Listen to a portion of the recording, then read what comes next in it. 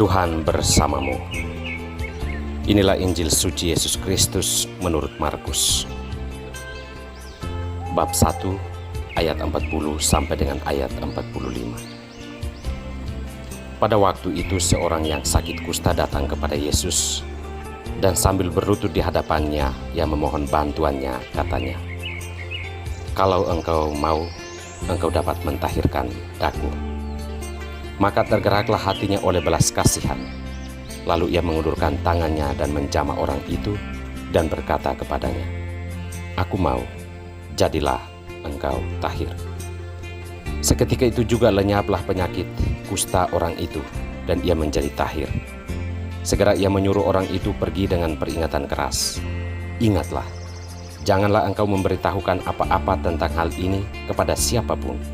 Tetapi pergilah, perlihatkanlah dirimu kepada imam, dan persembahkanlah untuk pentahiranmu persembahan yang diperintahkan oleh Musa sebagai bukti bagi mereka."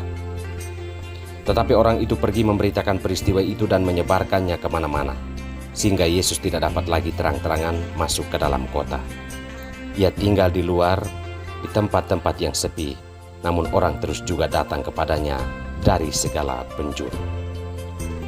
Demikianlah Injil Tuhan.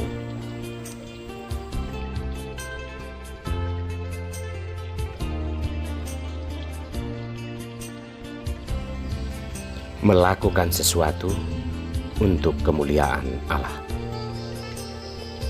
Inilah Sampan bersama saya, Pater Domi Kevi, SVD. Saudara-saudariku terkasih, kita hidup dan mengejar prestasi, kesuksesan, kekayaan, dan ketenaran. Sadar atau tidak, pengejaran akan hal-hal tersebut telah membuat kita membangun sekat dalam kebersamaan kita. Hal ini disebabkan oleh karena semua orang bersaing dan mau melebihi orang lain. Terjadilah saling mengasingkan, mengkotak-kotakan dalam membangun relasi, sehingga manusia yang sama-sama memiliki gambaran Allah dalam dirinya mendapat perlakuan yang kurang baik. Kita semua menyandang gambaran Allah dalam diri kita masing-masing, dan inilah yang harus kita sadari, sehingga kita bisa tahu memperlakukan sesama layaknya kita sedang memuliakan Allah. Saudara-saudariku terkasih, penyakit kusta adalah ujian berat bagi penghargaan dan penghormatan terhadap citra Allah dalam diri sesama manusia. Kitab Imamat menggambarkan peraturan khusus bagi para penderita kusta, yakni mereka harus diasingkan, memakai pakaian yang compang-camping, serta kemana-mana harus berteriak menyebut diri najis. Dari sudut pandang kesehatan, mungkin hal ini bisa dibenarkan karena penyakit kusta adalah penyakit yang berjangkit. Akan tetapi, kita perlu sadar bahwa hidup ini bukan sekedar mengurus kesehatan fisik, tetapi jauh lebih penting adalah kesehatan batin dan hati nurani kita. Bagaimanapun juga kata peraturan dan hukum, namun manusia sebagai makhluk yang bermartabat, yang memiliki hati nurani yang sehat, memperlakukan semua orang pantas sebagai manusia adalah panggilan kita semua.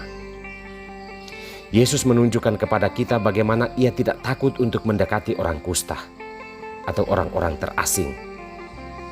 Yesus menyembuhkan orang sakit kusta dalam cerita Injil hari ini.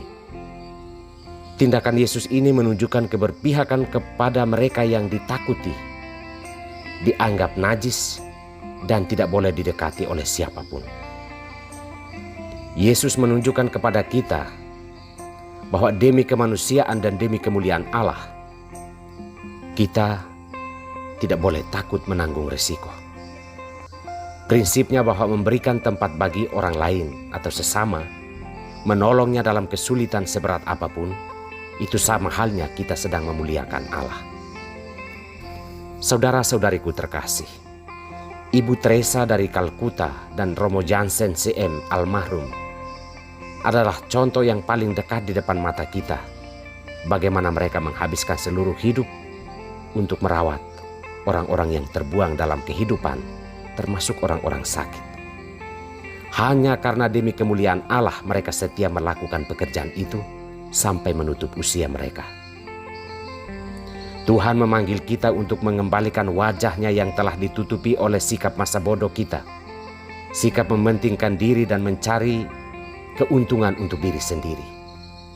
Ingatlah bahwa melakukan sesuatu demi kemuliaan Allah, itulah hakikat panggilan kita. Marilah kita berusaha untuk memuliakan Allah dengan memberikan tempat bagi sesama yang menderita dan terasing hidupnya. Tuhan memberkati kita semua.